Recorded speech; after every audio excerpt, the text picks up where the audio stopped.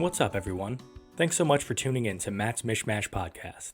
In my last episode, I gave a brief overview of my interests, and today, we're going to explore what is probably my biggest passion, music. Music is magic.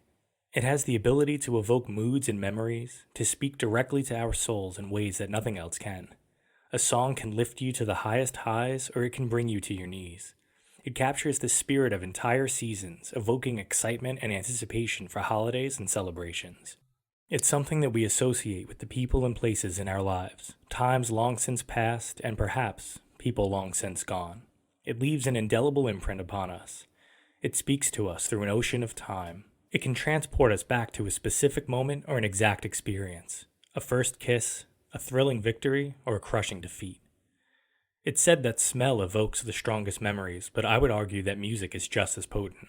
In some ways, it's one of the few things that is truly universal. It spans cultures and continents, existing not merely wherever there are people, but just nature in general. The desert wind is a symphony that blows for no one.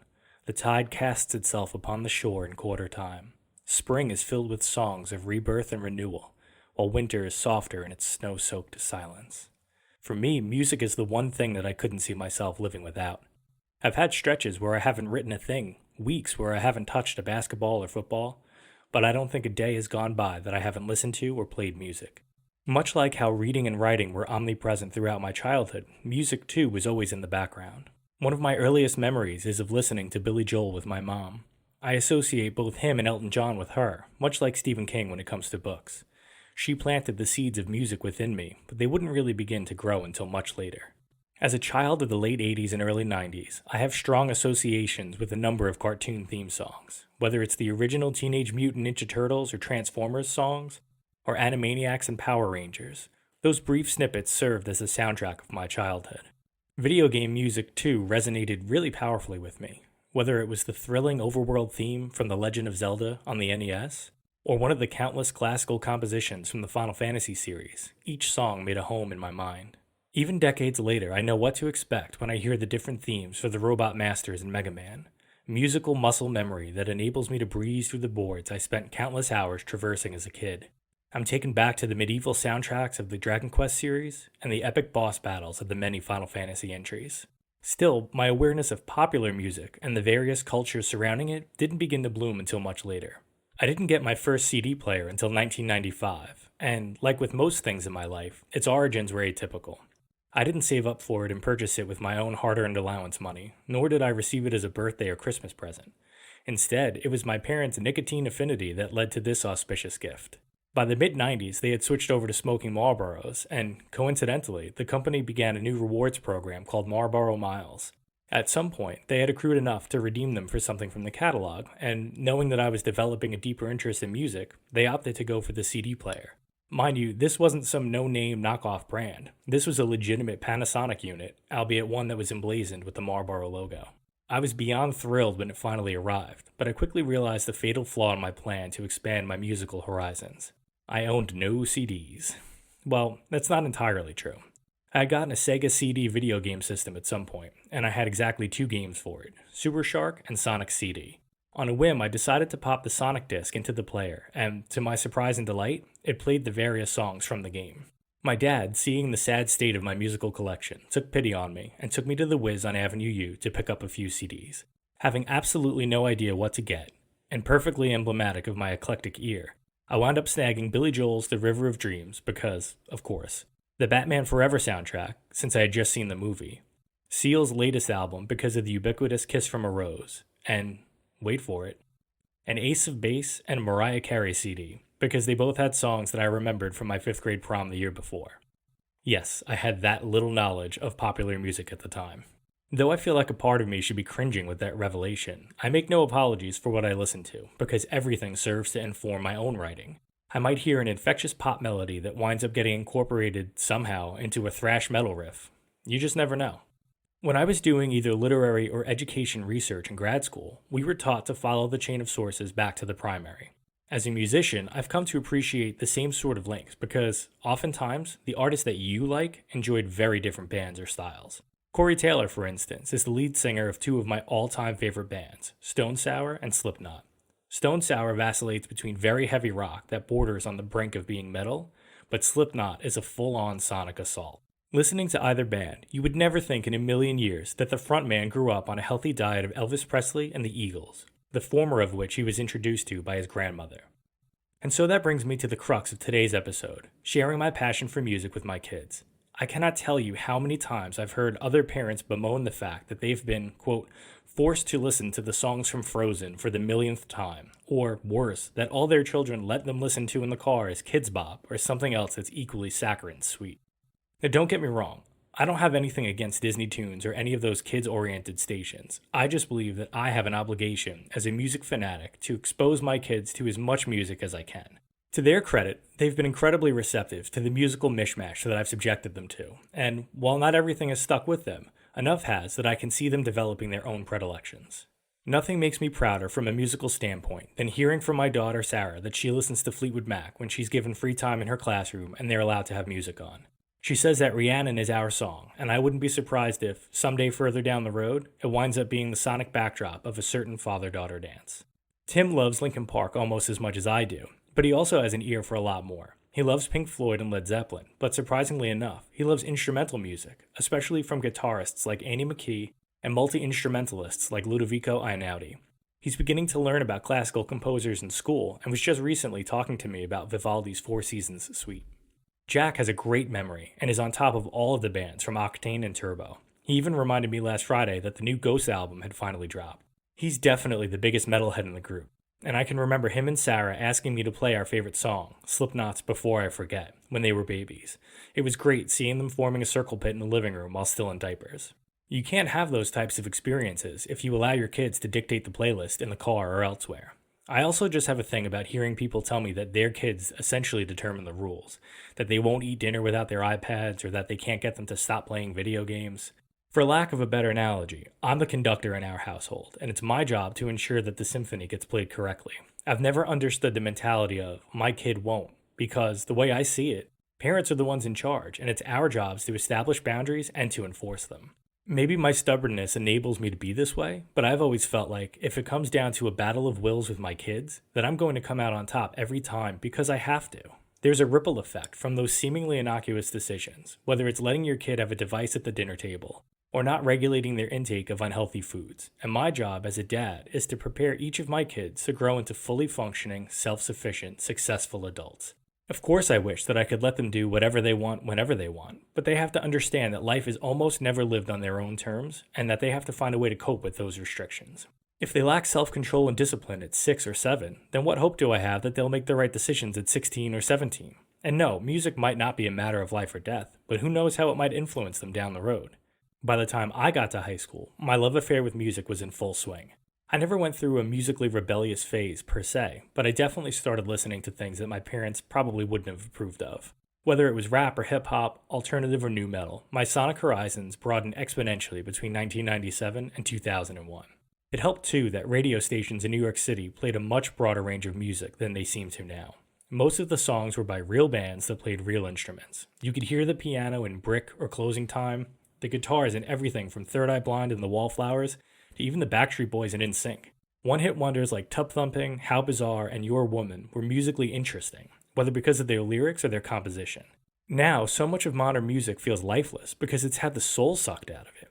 I finally understand why, too, after programming music for the first time. Growing up, the only experience I had playing an instrument was the plastic recorder everyone seemed to play in the 90s. I still remember Hot Cross Buns and the good old Duke of York. It wasn't actually until senior year of high school that I found out I had any interest at all in playing music as well as listening to it.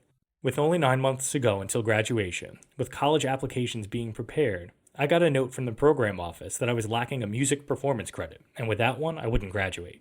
I was in the top 2% of my class, and I was facing the prospect of not putting on that cap and gown in June.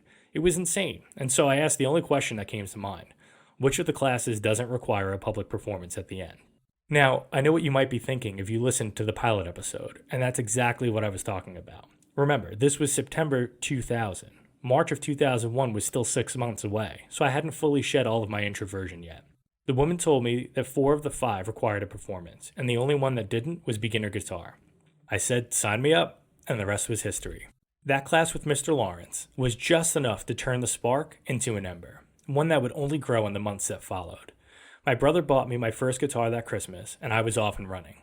Now, sitting here more than 2 decades later, I can claim proficiency with both acoustic and electric guitar and competency at piano. I even taught myself how to play the clarinet so I could give Sarah a head start before she joined the 4th grade band last fall. I've written hundreds of pieces of music, but every single one was played on an actual instrument. When it came time to consider the theme for this podcast, I had no doubt in my mind that I would compose it, but I needed to find a starting point. With acoustic guitar as my fallback, I decided to start there. I knew that I wanted it to be something special, a song that was grounded more in emotion than musical theory, and so I thought about 3 of the most important people in my life, my kids. I realized that their birth years corresponded with an area of the fretboard that I love to explore, and so I decided to sit down and write a 3-note jingle of sorts, using 10, 12, and 14 as the basis. Now, for those of you who might not be familiar with the guitar, there's a special sort of notation associated with it that's slightly different from sheet music. Whereas the latter has notes that correspond with staff lines and spaces, the former is based on what some might argue is a far simpler taxonomy. Guitar tabs are number-based, with the number of lines corresponding with the number of strings, whether it's 4 or 5 for a typical bass guitar, or 6 or more for an acoustic or electric guitar. If I put a 5 on the topmost string, for example, in standard tuning, that corresponds with an A note. The highest string is tuned to E, and so the open string, or 0, on a guitar tab would be an E note. The first fret moves up a half step to an F, and then F sharp, and so on. And so I sat down with my Martin acoustic guitar and began to fiddle with those frets, 10, 12, and 14, on the B and high E strings. I found something that I liked right away, but I knew I needed something more than an NBC-like run of notes, and so I started to suss out a chord progression that I could play underneath it. To facilitate the process, I snagged my iPad and opened up GarageBand. I plugged in the chords, approximated the tempo, and turned on the autoplay feature. On a lark, I opened up the piano interface and played the riff I had come up with. From that moment on, the song wrote itself. Before I knew it, I had the acoustic guitar and piano fully recorded. After enlisting the help of Kyle, my built-in digital drummer, I had what felt like a finished song. Again, using the piano interface, I layered in the bass guitar and a clean guitar, and, as a nod to Sarah and to complete my list of instruments that I can play, I threw in a clarinet too. I couldn't believe that I had this entire song, having essentially played only 2 things, the primary riff on the piano and the bass guitar notes, also on the piano. I re-recorded the piano parts a few times to tighten up the syncing with the automated guitar, and that was when I realized that I could just fiddle with the individual notes within the interface. I could lengthen or shorten them, move them into their correct spots if I played them too late or too early, and even adjust the individual sound dynamics. The control I had over this composition was incredible. It was an exhilarating feeling of power, but I realized right away that it also made me feel dirty. Sure, I had clicked those errant piano notes into place, but that wasn't me. It wasn't what I actually played. It felt like a lie, and so I re-recorded it one final time, doing my best to play the piano part accurately. I wound up fixing the volume of only 3 notes because they were spiking in my audio editor, but the rest of the imperfections I kept intact because you can hear that it's actually me playing it. And I guess that's the problem with modern music. It's technically perfect, but bereft of authenticity. Not all music is like that nowadays, and there's still plenty of authentic lovers of music to be found. There may be none more passionate or true to himself than my first ever guest on the Mishmash podcast, Mr. Lucas O'Connor. Lucas is a year older than my oldest son, but his sister is the same age as my daughter. The girls were in pre-K together, and that was where I met their awesome parents. Both their mom and dad are extremely into music, especially the heavier bands that I love, and so we hit it off straight out of the gate. I remember loving drop-off and pick-up at the preschool, going out to breakfast and catching up on the latest music news and discussing which upcoming concerts we might try to score tickets to. When they found out that I was coaching basketball, they requested my team for Lucas, and we never looked back. We went on to spend my final 3 seasons of coaching together, and he gave me some of my favorite memories. I still remember calling a timeout in a tight game and going through the game plan. I asked if there were any questions, and Lucas raises his hand. I call on him, and he goes, "So what do you think of the latest Korn album?" That moment encapsulates him, though, as music is forever on his mind, no matter the circumstance, and it's the thing that I love the most about him. So Lucas, welcome to the podcast. Hey, thanks for having me. So, would you say that music is your biggest passion? Yeah, music's definitely my biggest passion. All right, so what do you love about it? Everything. It just makes me feel certain ways, and it sort of just brings out all of my emotions.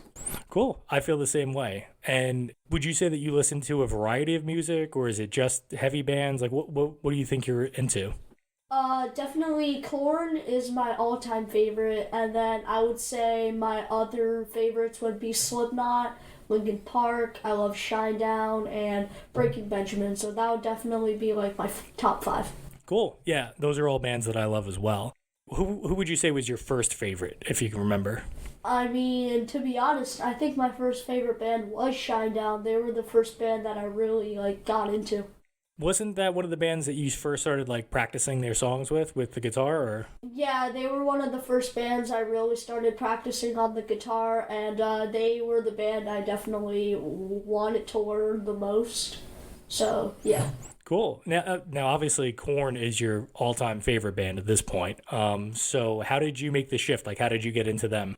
So I was listening to Shinedown and like Breaking Benjamin and stuff for a while, and I was trying to find like a different variety. So I just looked up some bands, and I saw this band Korn, and I checked out the song Blind, and then just when I heard that like Are You Ready, that sort of changed everything, and I mean the rest is history. Right, and to that point, nu metal wasn't really a thing. I mean, Korn, I don't know if you would consider them nu metal based on how the genre changed later on, but they were definitely at the forefront of the movement towards heavier music. Yeah, I definitely see them as like the nu metal originators, and I feel like in the early 90s the bands were like Nirvana and stuff, and then I think when Korn came out it sort of like changed everything and it started a whole new movement for like heavy music. Oh, absolutely. And I think the problem is that it's so hard to categorize music because it's not just one category. There's like 6 or 7 different qualifiers that they put in there. So nu metal doesn't really apply to a lot of bands that, got labeled with it early on. So I know Incubus was considered a nu metal band at one point. Linkin Park was.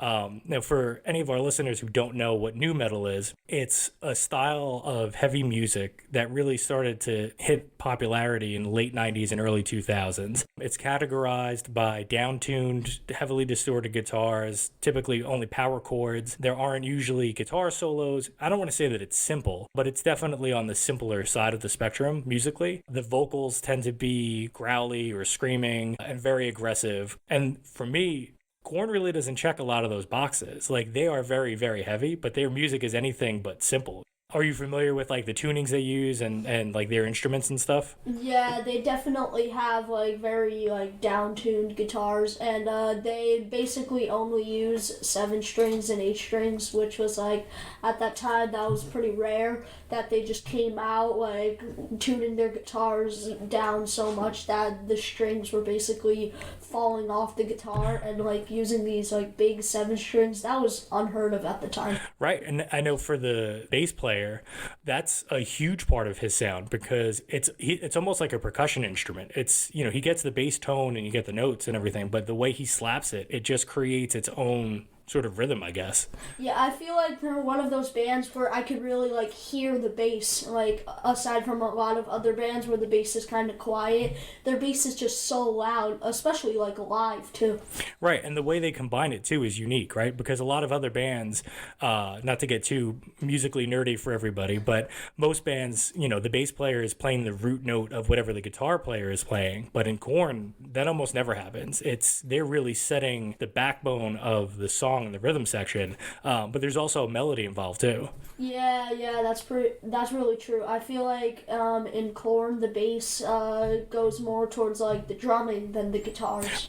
Exactly. And if you look at a song like Freak on a Leash, that's not a typical guitar structure or song structure either, right? Like the bass has a lot to do with the dynamics at the beginning of it. Yeah, the bass definitely has a lot to do with the dynamics, especially in that song. Right, and that song was not what put them on the map. Blind was definitely the song that did that, but I think Freak on a Leash was what brought them more into the mainstream. Yeah, Blind definitely like got them like to become really popular, but I think that Freak on a Leash and that whole like Follow the Leader album was really the like thing that brought them to the forefront and made them like very mainstream, and I feel like that is probably their biggest album to date. Absolutely. So do you have a favorite album from them?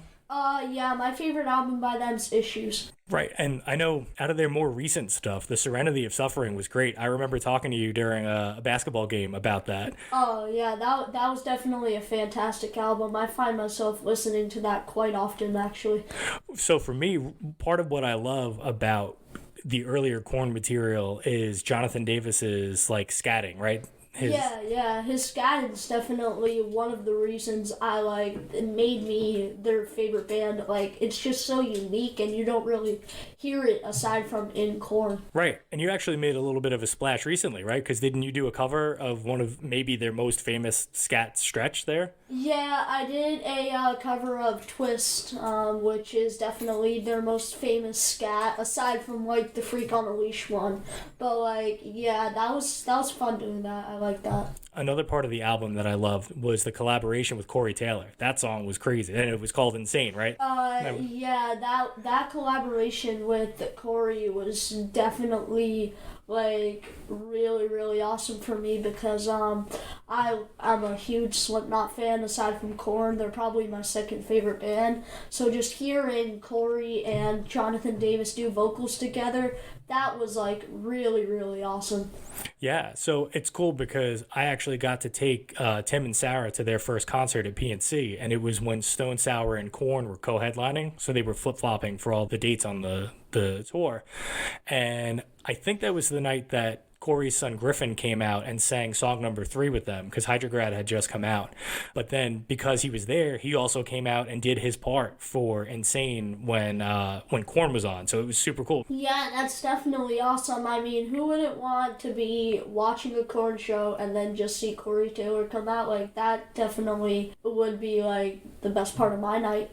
Yeah, absolutely. And it's funny because Slipknot has never ever done any cover, and Korn has done some. On their Greatest Hits album they had a couple, and then their arguably their best one is One from Metallica, which they've done in concert a million times. I don't know if you knew this, but Korn and Slipknot actually co-collaborated on a cover version of Sabotage from the Beastie Boys. Did you ever see that video? Yeah, I've seen it. That's one of the things that I just find so awesome, seeing them collaborating on one of the best songs, especially from the 90s. Sabotage is just such a great song, and seeing my two favorite bands cover that, that's a really awesome video. Yeah, so I just mentioned that I took Tim and Sarah to that concert. You've gone to quite a few concerts yourself, right? Yes, I have gone to quite a few concerts in my day.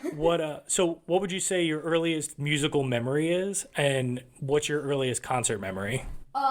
I think my earliest concert memory, which sort of fits with my earliest music memory, was seeing Breaking Benjamin live when I was 5 years old. Oh, wow. That was the first concert I had ever seen, and I was a huge Breaking Benjamin fan at the time. As much as I am a fan of them now, that was, aside from Shinedown, probably the first band I really got into. And so my parents took me to go see them live, and that was definitely a game-changing experience. It was sad, because they told me that I had fell asleep during Diary of Jane, which, I wish I hadn't, but that's okay. And I still have the shirt from the concert, and that's definitely one of, my earliest music memories. I heard Mr. Steve Covino on Turbo mention the Diary of Shane recently. That was pretty funny, too. Yeah, that was funny. I sent that to my dad when it came out, and he was like, oh, the Diary of Shane. I thought that was really funny that he said that. Yeah, and Breaking Benjamin is actually a really, really, really cool band. I know Ben Burnley has a reputation for being a really good guy behind the scenes and a perfectionist in the recording studio, which for me, I think that's great. The fact that he has such high expectations and, a clear idea of what he wants his music to sound like, I think that's the reason why every single Breaking Benjamin album is filled with hits. Yeah, Breaking Benjamin is definitely one of those bands that I listen to the most overall. And now that I think about it, I don't really think they've released a bad album. Not many artists could do that, and Breaking Benjamin pulled it off, and I'm really excited. I'm actually seeing them live next month with Seether. So I'm really, really excited for that. And Breaking Benjamin, definitely one of my favorites. Seether is another band. They may not get a lot of mainstream love, but I was just looking at it recently. there are over 109 songs that they've recorded that I absolutely love. Like they're one of the rare bands that the bigger songs that they have might not be my favorites compared to say Slipknot or Linkin Park or Stone Sour, but there isn't a bad song in the bunch. And I agree, Breaking Benjamin's the same. And I know you've gone to a bunch of shows with your dad. The one that I remember hearing about was Blackstone Cherry, which is not a mainstream super duper popular band, but I know I've seen them live and they were really, really good. And I think you've also seen Pop Evil, correct? Yes, I saw Pop Evil a couple years ago with my dad. That was really cool because we had we were in the front row, so I got like a couple cool things. I got like a guitar pick and like a fist bump, so I love Pop Evil, so that was one of my favorite shows, definitely. Yeah, because I think it was at the Starland Ballroom, and is that correct? Yeah, if I recall, yes, I think it was at the Starland Ballroom. And for anybody who's been to the venue, you know that it's intimate. It's very tight. There's no seating. So I remember your dad saying that because you guys were right up front, I mean, up against the security gate, the security guard was like looking out for you guys, right? And he was able to get you a little space. Oh yeah, the guard definitely like gave us some room and he let us like get closer than everybody else, and he was just pretty chill about everything, and I was able to touch like the top of the stage. Oh wow. With my hand, so that's how close I was. That's awesome. Yeah, it was just really cool. And then how about Blackstone Cherry? Because you've seen them a couple times, right? So I've seen Blackstone Cherry twice with my mom. The first time I saw them was in, of all places, Hungary. My mom is from Hungary, and I got to see them in Hungary. It was this small little venue, which was on a boat. So that was really awesome. The boat was basically like docked on the water, and they had this little venue inside the boat, and that was awesome. And I got some cool stuff. I got a couple guitar picks, and the band literally gave me their set list and let me take it home. So yeah, that was definitely an awesome experience. I got to see them a second time not too long ago, and I got another set list and a couple other guitar picks. That's awesome. So have you ever gotten to meet a band like at a meet and greet or an event or? Yes, in 2019 I was going to see Slipknot, and they did an autographed signing here in New Jersey. They were putting out their own like whiskey, and we had to like buy the whiskey, but we got to meet 3 members of the band. So I got Iowa signed, and it was Clown, V-Man, and the new guy. And then I've also met Chad Gray on one of my Zoom calls with Sirius XM Turbo. It was Chad Gray from Mudvayne. So Shannon Gunn's one of the DJs. Her husband is Chad Gray. So she told him, come on to Zoom call and say hey. So like, yeah, those are like the 2 bands I've met. But LD50, I just think that album is definitely a masterpiece, especially like for like heavy music. That album, I personally think it has no skips.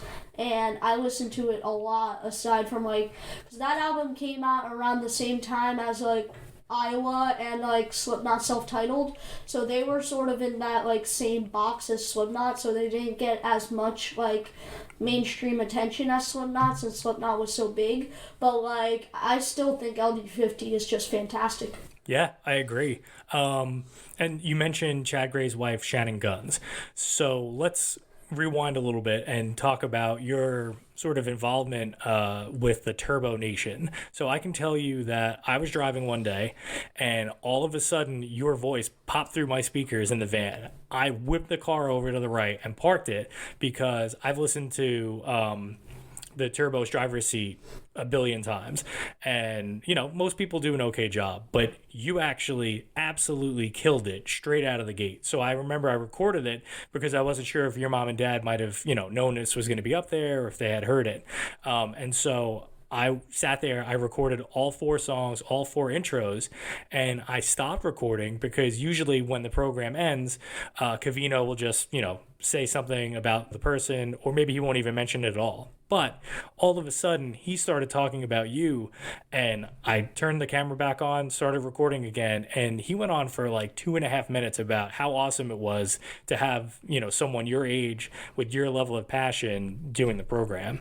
Well, first of all, thank you. I really appreciate that. And, so basically what happened was, I heard about this turbo driver seat thing, so I decided, how about I send them a message and, send in some songs. So I sent in my message, and then I got this email, you've been selected to be on turbo driver seat, and I was, freaking out. I was like, oh my gosh, I'm gonna be on turbo driver seat. And then a couple weeks later, I heard the driver's seat, and I was like, oh my gosh, I'm on the radio. And after that, I've had a history with Turbo a little bit.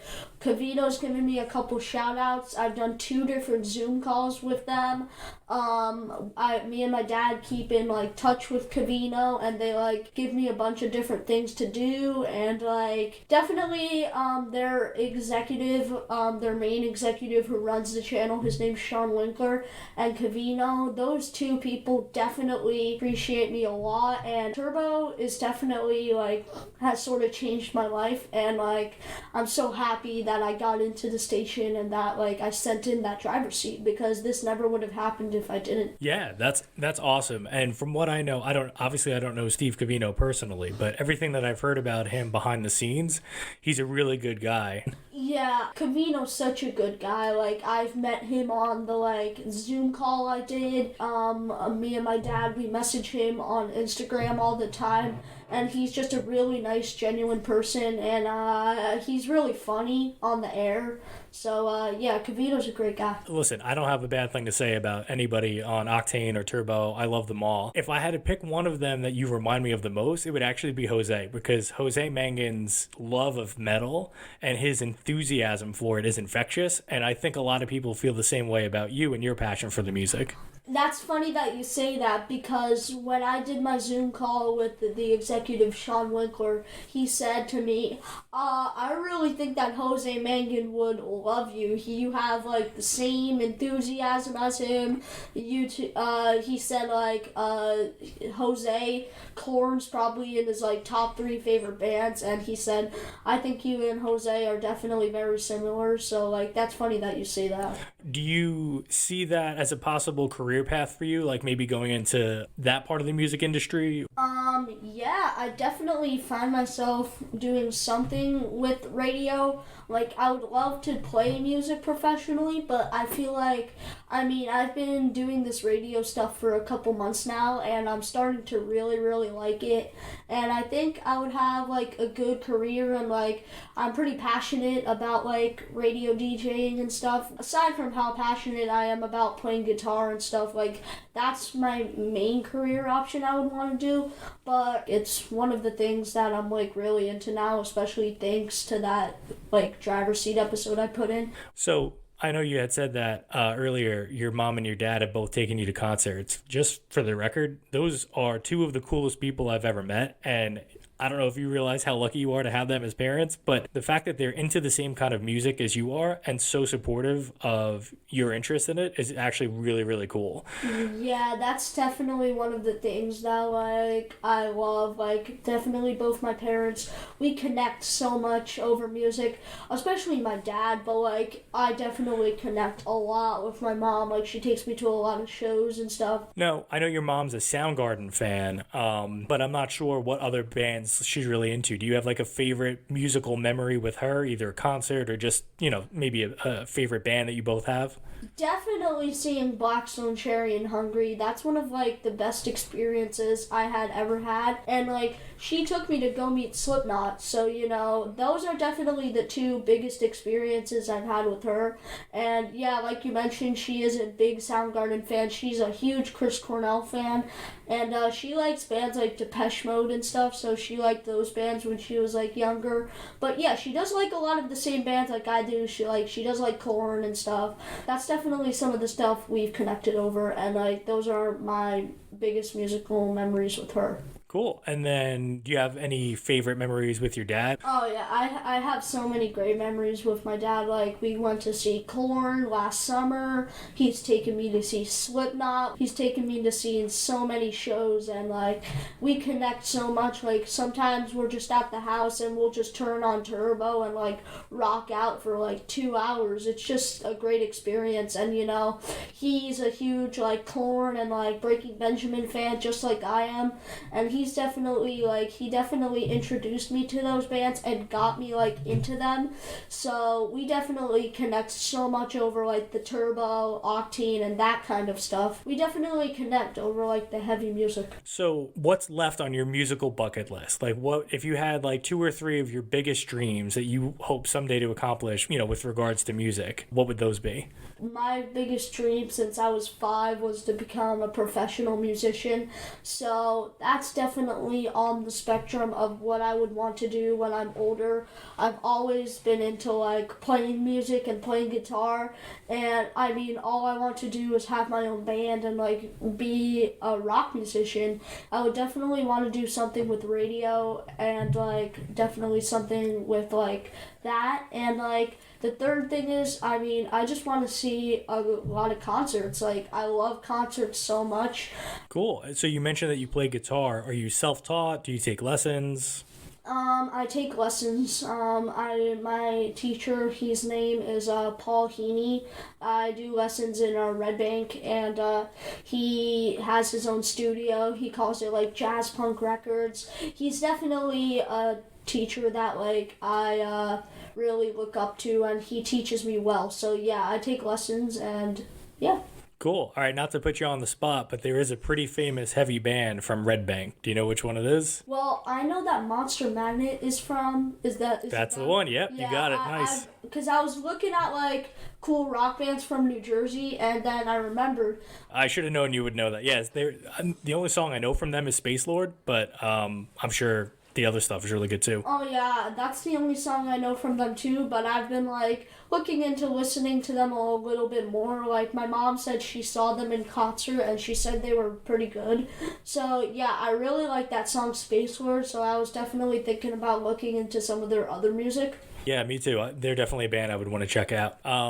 So you and I actually did a bracket since it's March and the college basketball tournaments are about to start. I figured in honor of March Madness, we could do sort of a turbo-themed bracket. So we picked 64 bands that are featured on Turbo. We arranged it, like a 1 seed down to a 16 seed. And then I filled one out and you filled one out. So after this episode finishes in a moment, we'll start the recording where we can go over that. So I'm going to feature that on the YouTube channel as a bonus video separate from this. So before we get into that, did you have anything else you wanted to add or anything to touch upon? First of all, if Steve Covino is listening to this and if Turbo is listening to this, I just want to say I love you guys. Thank you so much for having me on so often, and I really, really appreciate everything that you do. That's pretty much it. Thank you so much for having me on. This has been a blast. Absolutely, and thanks so much for coming and hanging out. For anyone listening, if you have any musical memories or favorite bands or anything that you'd like to share with me, feel free to hit me up on social media.